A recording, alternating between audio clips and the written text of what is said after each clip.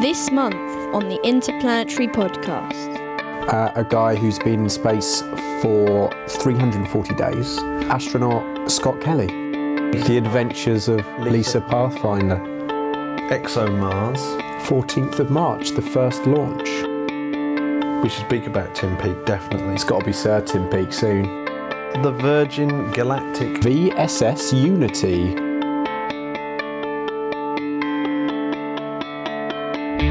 The Interplanetary Podcast. The exploration of space for the benefit of all mankind. Your hosts here in London, Matthew Russell and Jamie Franklin. So, welcome to the first Interplanetary Podcast. I'm your host, Matt Russell. And I'm Jamie Franklin. And here's Jamie Franklin. It's not rocket science. Not. Now, will we be putting the kids off for that lame joke? Or do you think maybe they'll think we're cool? Or maybe people can write in and tell us what they think our strapline should be. Yeah, we need a tagline. What do you think? What are the thoughts? Matt, if people want to contact you, what's the email address? It's matt@interplanetary.org.uk. Rolls off the tongue. Let's have it again. It's matt@interplanetary.org.uk. So if you're interested in space, more importantly space travel, please get in touch. Let us know anything you want us to chat about or research. Matt, we should start off by talking about a guy who's been in space for 340 days, astronaut Scott Kelly. Yes, his brother's been into space on 4 separate occasions. Yeah. I believe. So, only a few days back, and they've noticed that he's 2 inches taller than his brother Mark. So the spine in space, obviously not having gravity on it, stretches out. Whilst the bone mass is obviously reducing, he is getting taller. He did get 2 inches taller. So that's, 2 inches taller, and apparently 8.6 milliseconds younger. But you can do this at home, you see. So you can pretend you've been to the International Space Station. Yes. By going to sleep. Yeah. So measure yourself just before you go to bed. And measure yourself when you get up in the morning. Yeah. And you'll be not quite an inch taller, but you'll be significantly taller in the morning because of the same effect. Yes. Is that a euphemism or? That does sound like a weird band name, actually, doesn't it? What, I'm an inch taller in the morning? Taller after sleep. Sort of like a punk band name. But yeah, that is quite amazing. I mean, obviously, the body goes through quite a lot. It's quite a harsh... In fact, I watched a video with Scott today that they took last month, and he does describe it as a very harsh environment because obviously he can't have running water and... so they can't shower. He said that he felt like he was at one sort of year-long festival because he felt like he was camping. But he said the thing that got him the most out of all of it was just human connection with the people who are important to him, which is quite nice to know, isn't it, really? Well, yeah. He's just a human who missed his family. Yeah, and I imagine that this is actually the kind of crux of what this is all about, is how people are going to cope with doing almost the sort of year-long journey that it is to just get to Mars. Yeah. And then when you get to Mars, when you land, you're going to be in a total mess. Physically, you're going to suddenly be on a planet that has gravity. Yeah. And you're a total mess. And yet somehow you've got to start digging and building yourself a colony. So absolutely, it kind of does make you realise just how much work there is to do to kind of get anywhere near that goal of having humans land on Mars. Looked up about Valery Polyakov, the man who spent the longest time in space, 437 days. And when he got back to Russia, his first words were, "We can fly to Mars." But if it's 2.5 years there and back, then no one really knows. He is suggesting that he can get to Mars, but when you get there, you're kind of doomed in that sense. I mean, the problem is the lack of gravity even with how many kind of elastic bands you attach to yourself and do all the exercises, that lack of gravity is obviously devastating to your physiology. So you can't, whatever happens, they're going to have to do something about that. You can't just keep going, oh yeah, it'll be okay. Yeah. So all these astronauts, it would seem that the film The Martian actually had the Mars ship that went to Mars had the spinning section that allowed them to have some gravity. Yeah. I mean, even if it's just some gravity is better than nothing. Yeah. So, you know, even if it's at 50%, that's got to be better than having microgravity or no gravity at all. Yeah, absolutely. And it's, so you'd think that has to be something that has to be sorted out. Otherwise, you're going to have astronauts arriving at Mars completely shattered as human, not being able to function, basically.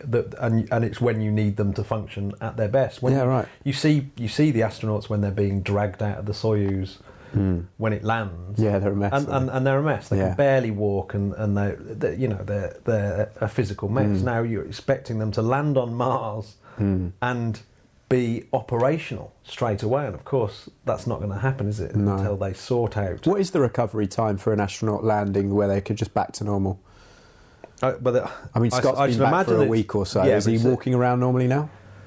I'd imagine it's not. I imagine he's not walking around normally. No, because they're testing on him. So I assume that he's in. Yeah, he's at NASA. Yeah, he's at NASA. He's still living there. Exactly, and obviously this being 2 inches taller doesn't last very long at all. No, and 2 inches is quite a lot. I mean, it's normally about an inch that they've sort of they grow. What I'd give, Matt, as a man of 5'8", what I would give for an extra 2. Well, just basically just marry yourself. Just measure yourself. Could do both. Well, you couldn't. Yeah, it's legal in some states. Just measure yourself in the morning and forget about it. That's what I'm saying. Just sleep more, or get those gravity boots where you hang upside down. Matt, gravity waves. Let's talk about gravity waves. Now, for people like me who may not know that much about space and time, can you please explain, as you did earlier, what gravity waves are? So, gravity waves. Here's a rough guide to gravity waves.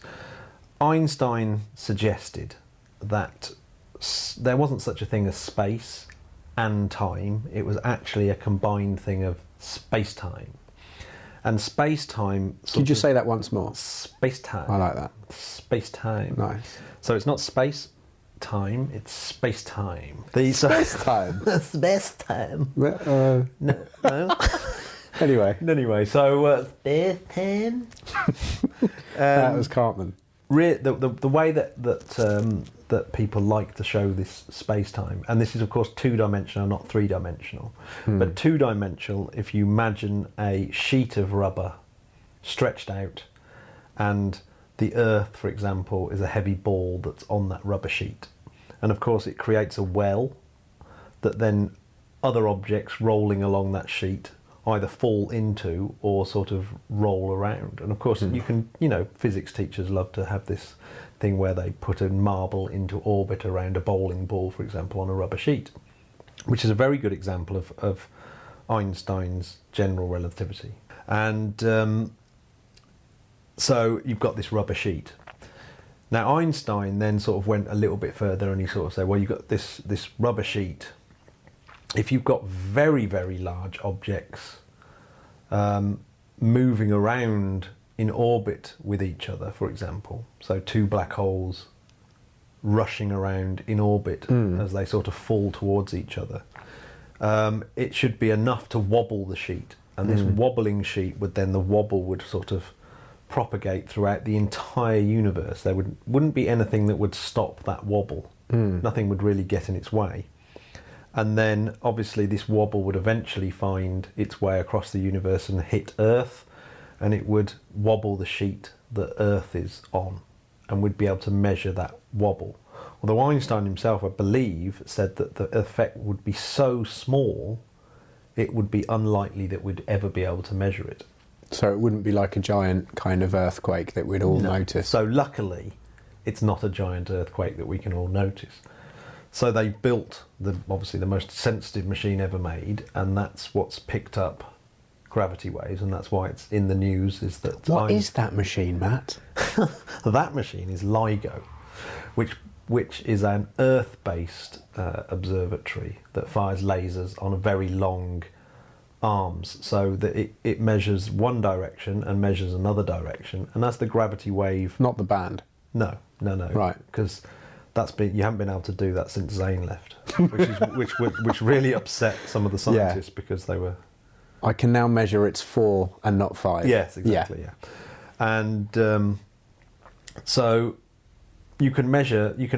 Using this laser, you can measure this particular effect. Now, in LIGO is obviously an Earth-bound experiment, but why it's of interest to the Interplanetary Podcast is because the European Space Agency has launched at the end of last year, launched a satellite called LISA Pathfinder. Yes. Now, the reason why it's Pathfinder is because it's off as a kind of test experiment for a space-bound gravity wave detecting device. It does sound a little bit like a Jilly Cooper novel, doesn't it? What, Lisa? The Adventures of Lisa Pathfinder. You can imagine her now in a sort of riding boots. And should we stop there? I'm sorry, listeners. But yeah, so Lisa Pathfinder. So it's interesting. So Lisa Pathfinder. So potentially we can measure space like we never have before. So yes. So up till now we're using light. Light is obviously gets blocked by things like dust and lots of other light. So, for example, we can't see the centre of our own galaxy because there's so much stuff in the way, including other stars, loads of dust, etc., etc. So we can't actually see the black hole at the centre, but we can infer that it's there from the orbits of stars that orbit this massive black hole at the centre of the galaxy. However, maybe we can have a clearer picture of black holes around the universe by using gravity waves. Much larger than we've ever measured before. Yeah, well, it doesn't even, not necessarily the size of them, it's just the fact that it's another way of seeing into the darkness that doesn't rely on light. And it's the first time we've been able to use something other than light to view the universe. So the map of the universe is suddenly pretty much opened up. I mean, it could be infinite, couldn't it? No, because gravity waves only travel at the speed of light. Now that's something I don't understand why, but gravity waves only travel at the speed of light, and because the universe is expanding faster and ever faster because of dark energy, we might not ever be able to see the rest of the universe because it's expanding away from us faster than the gravity waves are travelling towards us.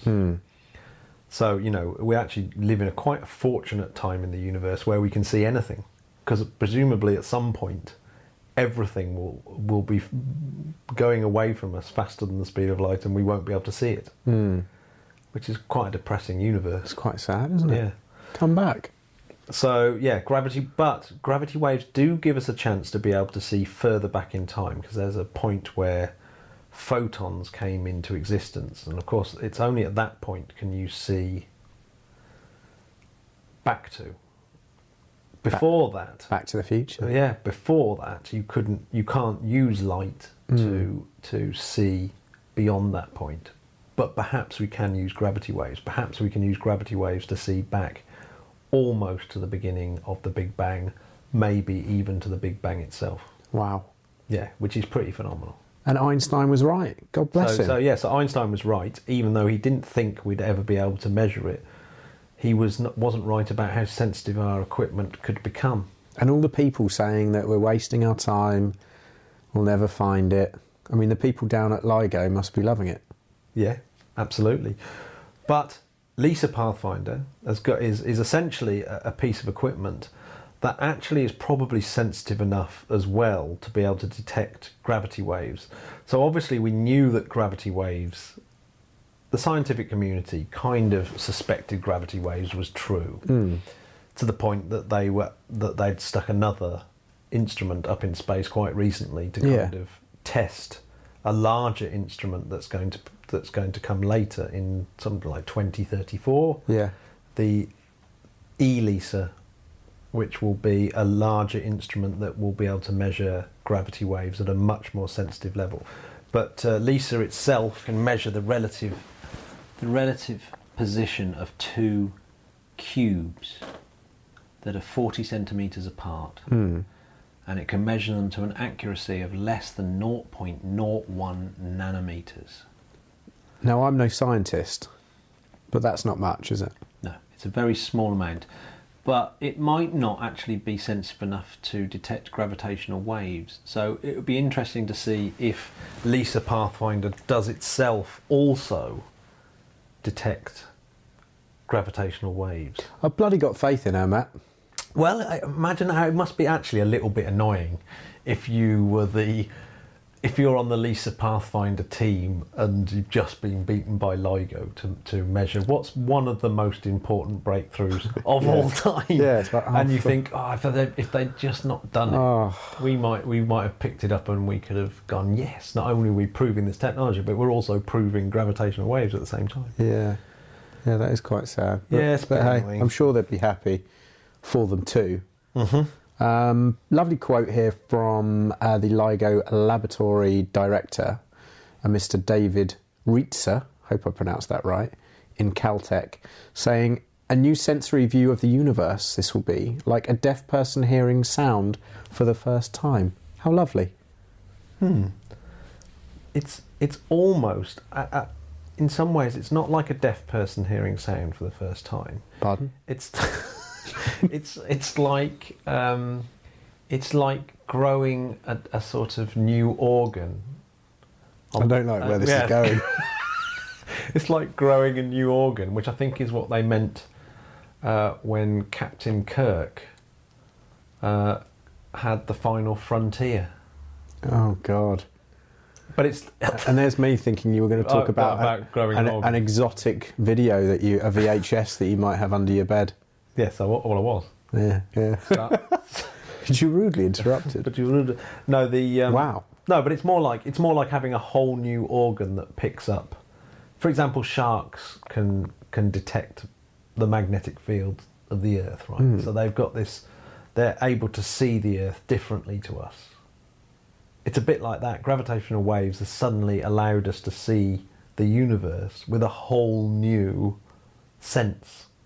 So, also in the news, we have the Virgin Galactic unveiling their new spaceship. The VSS Unity. Correct. Named by the wonderful Professor Stephen Hawking. Oh, right. Did he smash a bottle of booze on the side of it? Funnily enough, it wasn't booze. It was actually Richard Branson's daughter, who has just had a baby, so they smashed a bottle of milk over it. Her breast milk or just a normal cow's milk? I'm 90% sure it was formula. Formula, okay. Yeah, thank goodness. Okay. Yeah. And so this was 16 months after, of course, their tragic, fatal accident. Now, one of the designs that they've obviously changed is the locking mechanism. Yeah. That stops the feathering system. Yes. From being unlocked at the wrong time. Right. It just seems incredible that there was that. Is that what the problem was before? Yeah, so apparently the pilot just made an error and actually, almost like a handbrake, he'd left the handbrake off and basically the aircraft fell apart. Right. It wasn't designed for that particular mode of flight. Yeah. So they've repaired that, and so this is the first spaceship that Virgin have built in-house. The last one, of course, was made by a company called Scaled Composites. Yes. So this one's been made in-house. And and that's, of course, the whole design team must have had an absolutely horrific time when they were post the crash. Because, of course, there would have been quite a lot of investigation against them. And obviously losing a member of the team in a horrific accident is a terrible thing. So they're being very cagey about their timeline, about when this thing's going to be ready. Yeah. Because they've got quite a few testing phases. One, testing it on the ground, testing it in tethered flight. Yes. Controlled glide, and then finally the powered flight. Nice. Which they think is going to take a couple of years. So that's a couple of years of testing of the new spaceship. And do you know how many people do you think have subscribed to fly in? I don't know how many people have actually subscribed. Do you know any celebrities? Yes, I know that Brangelina have signed up, and of course Richard Branson's offered the first place not only to his family but to Professor Stephen Hawking. He's going up. There's another famous couple that I noticed are supposed to be going up, and that's Katy Perry and Russell Brand. Well, then they haven't been together for a while, have they? No, exactly. So I wonder if they've still got like seats next. I wonder Probably if they they'll just swap seats. Swap seats with someone Hawking. else with Hawking. Yeah. Yeah. But he's probably got presumably he's got a special seat. Yeah, that's a good point. Yeah. Interesting. Yeah, did I tell you, Matt, I actually went to Spaceport America a few years ago? You did, and in southern New Mexico. You made me jealous by... I don't like to talk about it. WhatsApping me the pictures of yourself there. Yeah, when I say, did I ever tell you, I knew exactly that I'd told you more than once. Oh no, you forgot, Jamie. Yeah, well... you forgot to tell me about that ridiculous experience. I like to say these things, you know. Thanks. But it was amazing, and great to see the White Knight. I'll tell you how many people have signed up to fly with Virgin Galactic. Yeah. It's 700. 700. And do we know, is it still $200,000? Ooh. Not sure the exact fee. That's definitely what it was. I think that sounds a little bit cheap. $200,000. All right, Trump. Yeah, no, that sounds a little bit cheap. That sounds a little bit cheap. Yeah. It's probably gone up, of course. You reckon? Yeah. I was hoping that in my lifetime I will be able to afford it. I still think I will. Well, hopefully. I think it might go down. When I think I'm 76, I think I worked out I'll probably be able to sell my house and go. Very cool thing coming up, and hopefully by the time we actually release this podcast it will have happened, but Exomars. 14th of March, the first launch.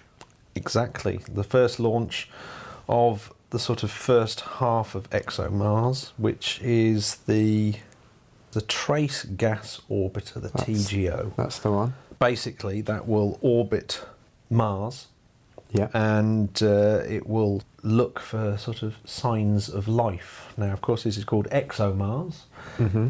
Exo referring to exobiology. So it's looking for life beyond Earth. Ooh. So, yes, this could be a very, very exciting... Is there life on Mars? Well, we'll finally have an answer. Or we could have an answer very, very shortly about whether there is life on Mars. So, but when we say shortly, the second launch being in 2018 will be the rover and the drill that will obviously excavate to dig down. It was on the tip of my tongue. Yeah, I mean, it's quite a weird thing, isn't it? However sophisticated the Curiosity rover was, that it wasn't ever going to sort of drill down deep enough to really give a sort of definitive answer of whether there was life on Mars. Yes. I mean, because I suppose it's... Do you know what? I heard a very interesting fact about...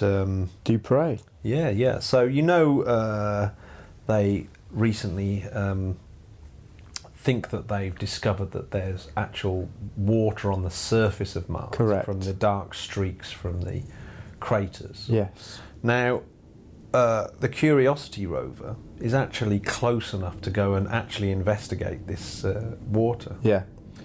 And they were seriously thinking of sort of sending it along and having a sort of quick peek at it. But they've decided that the rover hadn't been sterile, that the level of making it sterile before going into space wasn't sufficient for it to go and investigate this water, because they're worried that if it did sort of stand in a puddle of water, that something like a tardigrade or some form of bacteria from Earth could actually just finish it off. Well, no, contaminate Mars, which is actually against several space treaties, right? And against the sort of regulations, you're not allowed to contaminate space. So yes, it was very interesting. I thought that was really interesting. It's not the sort of fact that you hear very often. I keep meaning to sort of do a little bit more research, so maybe we'll have a little chat about that.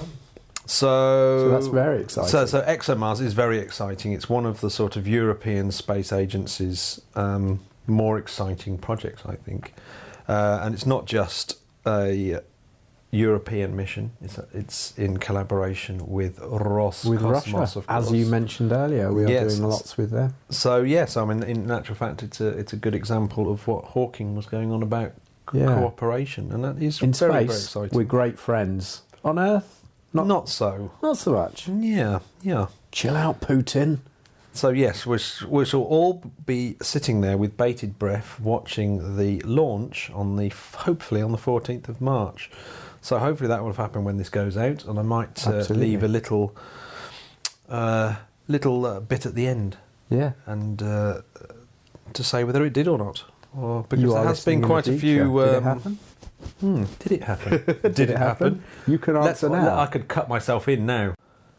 We should speak about Tim Peake, definitely. It's got to be Sir Tim Peake soon when he comes back, I reckon. I would imagine that Sir Tim Peake might be a very likely Sounds scenario. good, doesn't it? Yes. Sounds good. Because never before has there been such buzz around an astronaut going into space, certainly from an English perspective, because of the social media, because of the TV programmes, because of the fact that they've got schools involved. It's really amazing. Yeah.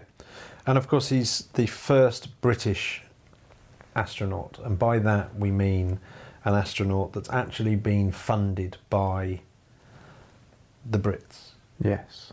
Which is, of course, amazing, considering he did the first British spacewalk almost 50 years exactly after the first spacewalk, which I thought was incredible, that it took Britain 50 years to get someone to do a spacewalk, despite us having one of the biggest space industries in the world. Absolutely. Yeah, so it's incredible. I have to say, if you want to go and read about what Tim Peake's up to, the best resource is actually on the British Interplanetary Society website, and they have pretty much a daily update about what Tim Peake is up to.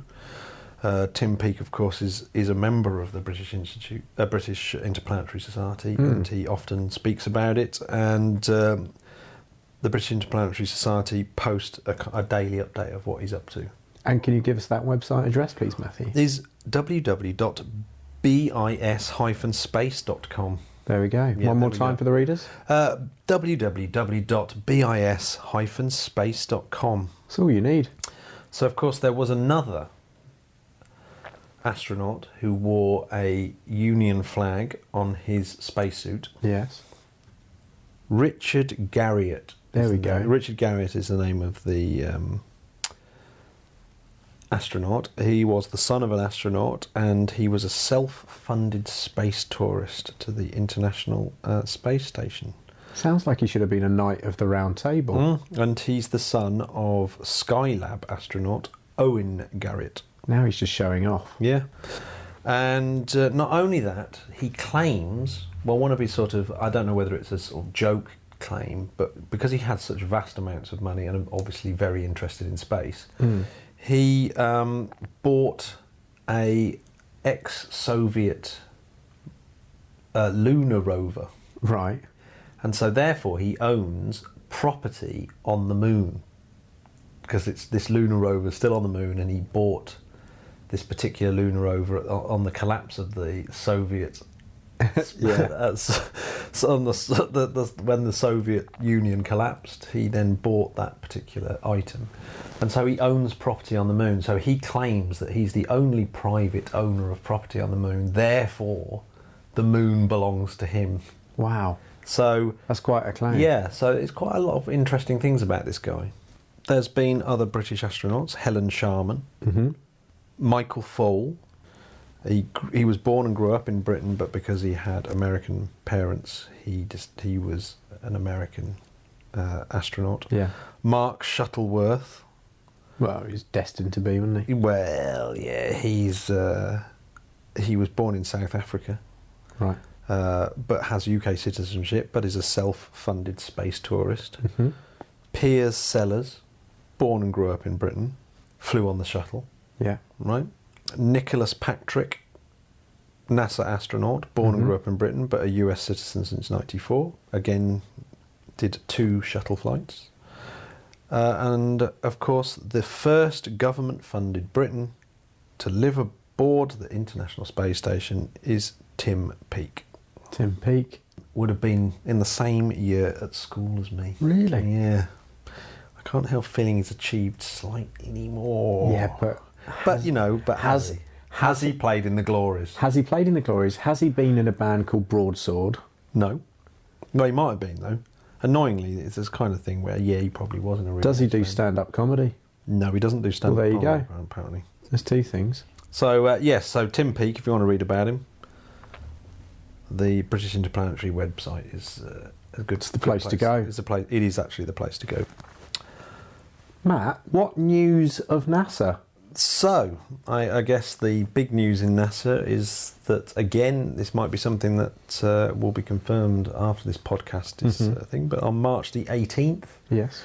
NASA are going to be launching 3, well, not just NASA, but it's actually going to be a Soyuz launch from the Cosmodrome in Kazakhstan. Baikonur. And it will be an American astronaut, Jeff Williams, and 2 Russian cosmonauts, Oleg Shkiborchka and Alexei Vujinin. Of course, I've pronounced those very, very well. Said. And so hopefully they'll be taking off on March the 18th to the International Space Station. Their roles? Their roles are to take part in Expedition 47. Yes. A 6-month mission for Williams, which will see him be the new record holder for the most amount of days in space. Blimey, so he's taken over our mate Valeri. Yeah, well, Valeri did it in 1 sitting, whereas this guy's going to do it over several sittings in space. Boring. Which actually brings me on to a sort of a second record that he'll hold, which will be the 3rd time that he's gone to the space station, which is also a record. So no one's done more than 2 space station stays before, whereas this guy, not only has he been to the space station twice before, by the time he finishes this mission, he'll have done 534 days in space. He is going to get laid. Yeah, I should imagine. Is it the sort of thing that you go into a bar and say, "Excuse me, I've done 534 days in space"? Were you just looking for an excuse to do your Roger Moore impression? Yes. Well, has Roger Moore? Yes, he has been into space in Moonraker. Oh, of course he has. Yeah, big time. Taking off. This month's launches from the Interplanetary Podcast. Yeah, let's have a look at imminent launches of from Earth into space. Dun, dun, dun. First up? Yeah, first up from here is March the 12th. Hopefully there will be the Soyuz, which is a Russian government Soyuz rocket, will launch the Resurse P3 Earth observation satellite. Glory. Which will collect remote sensing data for Russian government agencies and foreign customers. March the 14th is what we were talking about earlier, Exomars. which is a Proton rocket with Exomars, a Russian government Proton rocket with a Breeze M upper stage will deploy the European Space Agency's Exomars. Who doesn't love a Breeze M? Orbiter. Yeah, with a Breeze M, it's one of my favourite bits of technology. Yeah. The mission will make improved measurements of trace gases in the Martian atmosphere. March the 18th will see the launch of something else we were talking about earlier on, the ISS 46S. God bless him. will launch the manned Soyuz spacecraft to the International Space Station with members of the next expedition crew. The capsule will remain at the station for 6 months, providing an escape pod for the crew. Sounds very Star Wars. Yeah. Atlas V is launching on March the 22nd or 23rd. Atlas V OA6, designated AV064, will launch the 6th Orbital Sciences Cygnus cargo freighter on its 5th operational cargo delivery flight to the International Space Station. The rocket will fly in the 401 vehicle configuration, and I know that's one of your favourites. What a mouthful. March 31st, a Soyuz rocket will launch the 63rd Progress cargo delivery ship to the International Space Station. Sweet. And April 4th will be the heavily delayed Falcon 9 SpaceX CRS-8. About bloody time. Will launch the 10th Dragon spacecraft on the 8th operational cargo delivery mission to the International Space Station. Nice. Is it because Elon Musk has been sorting out the world's solar problems? Yes, I think that's probably It's totally fine, isn't it? Got to let him off that one. Got to let him off that one. You know, it's. I think that's the way the cookie crumbles. Been building power walls. Give him a break. Next, let's have a quick brief of what launches actually happened so far in the last couple of weeks. In March we've had the SpaceX Falcon 9 rocket launch the SES-9 communications satellite. Nice. Owned by SEX of Luxembourg. The spacecraft will provide direct-to-home and other communication services over Northeast Asia, South Asia and Indonesia, as well as a maritime communication for vessels in the Indian Ocean. The rocket flew on a full-thrust version of the Falcon 9. Can I just stop you there? Can you never say thrust like that again, please? Thrust. Makes me feel really uneasy. No, I like it. But right, I believe they actually attempted a landing on the barge again with that particular Falcon 9. And it didn't, it failed. On March the 9th, there was an Ariane 5, designated VA229, to launch the Eutelsat 65 West A communication satellite. Literally none of this is making sense to me. Yeah, well, it will provide. It's all gobbledygook. What does it mean, Matt? Well, it means that they've actually sort of launched something probably the size of a family car that will do something for someone. So, like when your phone suddenly is able to look at satellite images of clouds, it's because a big old rocket has launched something up there. And I'll tell you what's actually For the second time this podcast, that is, just to clarify, that isn't a euphemism. So when you're looking up yes, clouds. Yeah, when you're looking up clouds. Cool, look at them clouds. Look at them clouds. Look at them nimbulus cumbus. But from above rather than from below. Yes, do you see what I'm saying? But I tell you what's a nice little game to play is to have a look at what these satellites actually look like, because normally you can find a picture. So if we put in Eutelsat 65, for example, we probably could see the picture of what this thing actually looked like that's now up in orbit, whizzing around. And you can occasionally, of course, and what's another really nice thing is that if you can look at software that can track these things, and you can go out on a clear night and have a look up and actually see the little dot as it goes over. You can see that family-sized car. Would you say it was like a Skoda estate, or? Have a look. So next time on the Interplanetary Podcast, we'll be talking about the SLS, and we should also be having a look at a very curious technology called EM Drive. Blimey. Very interesting. I've got questions, but maybe I should wait till next week. Well, maybe if you've got questions, or maybe if you've got points of view about those particular subjects, then you should definitely contact the podcast, and we'll address them. The more the merrier, the more interaction, the better. The more the merrier. On the good ship interplanetary.org.uk.